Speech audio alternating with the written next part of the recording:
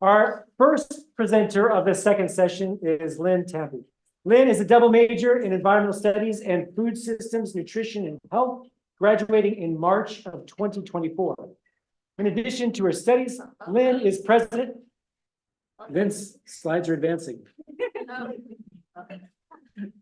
That's okay. I'll just stand here like this. In addition to her studies, Lynn is president of the UW Art Club.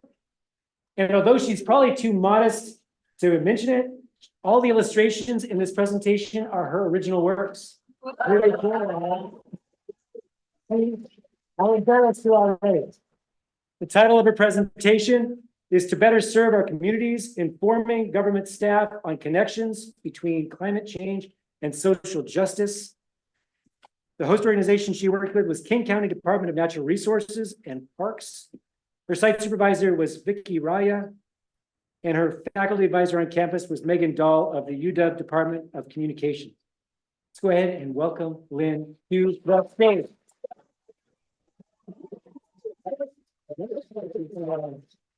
Oh. Hello? Okay. We're here, I think. Okay, sweet. So climate change is something that will impact us all, but not in the same way due to historical inequities caused by colonization. And this is a very important issue that is often overlooked, especially in climate action plans, which typically only address mitigation and adaptation. But King County has a strategic climate action plan, which in 2020 it updated with the Sustainable and Resilient Frontline Communities section, or SRFC section. This section has 8 focus areas that were developed with community leaders, and these 8 focus areas are community leadership, community capacity development, equitable green jobs and pathways, community health and emergency preparedness, food systems, anti-displacement, energy justice and utilities, and transportation access and equity. These are all really important topics, but it is still not very well understood by many, including the staff working at King County, which may hinder their ability to work with these communities on these issues. So I then asked the question, what are the gaps in knowledge on the sustainable and resilient frontline communities section, or SRFC section, and how can they be addressed and closed? For my internship, I worked with King County's Department of Natural Resources and Parks, and I was to create a communication plan that would inform the King County staff on the SRFC section, on the work and the topics related to it. But to do this, I first had to gather information. So to do that, I did surveying and interviews via Zoom. I had 2 surveys. The first was for the staff working more directly and leading these projects within the SRFC section. And I asked the staff I asked them to assume the awareness of their colleagues regarding the information in the SRFC section. And as you can see in this figure, there's a great assumption that people are more aware of what's going on in the SRFC section. However, in my second survey, I asked the staff working indirectly or not really leading these projects about their familiarity with the section. And as you can see here, there's less familiarity about the SRFC section overall. However, I asked them as well what their familiarity is with the connections between climate change and social justice. And you can see there is some familiarity. This is more about increasing awareness on what King County is doing to advance climate equity through its work. I also ask about their recommendations on how to educate and inform the staff on the topics related to the SRFC section.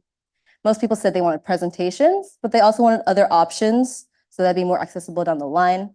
And there was emphasis on using existing tools before implementing new ones. So I create the communication plan, and it has a timeline throughout the course of a year. The year is cut up into 4 quarters, and the quarters each address 2 of the focus areas at a time with the communication tools used throughout. And I'll go into the communication tools that I use now. So for existing tools, this includes emails and newsletters. For the emails, this is just for like basic communication as to making sure that people are getting sent the materials, and then making sure that they read through it. And then newsletters would actually go through what the focus areas are, what the projects are related to it, and then have like the information on like the story behind it, the mission, the vision, all those things that connect people to the projects. As for the new tools, I have one-pagers implemented, and these would be tailored to the departments that are working for the SRC section so that people can easily understand how their work connects to the SRC section. I also implement presentations and discussions. Presentations would just be a brief overview of what happened throughout the quarter, and then discussions would be a way for people to actually engage in conversations related to these topics.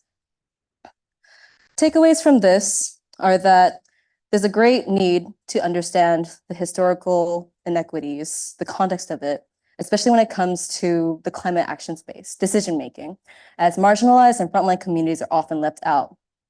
The SRFC section of the SCAP is a great way forward, as these communities have a voice that they can actually use in these spaces. And when staff understand their perspectives and their experiences from all of this, the staff can better serve them in their work. I would like to thank my site supervisor, Vicky Raya, faculty advisor, Megan Dahl, my family, my friends, my capstone cohort, and my boyfriend, I guess.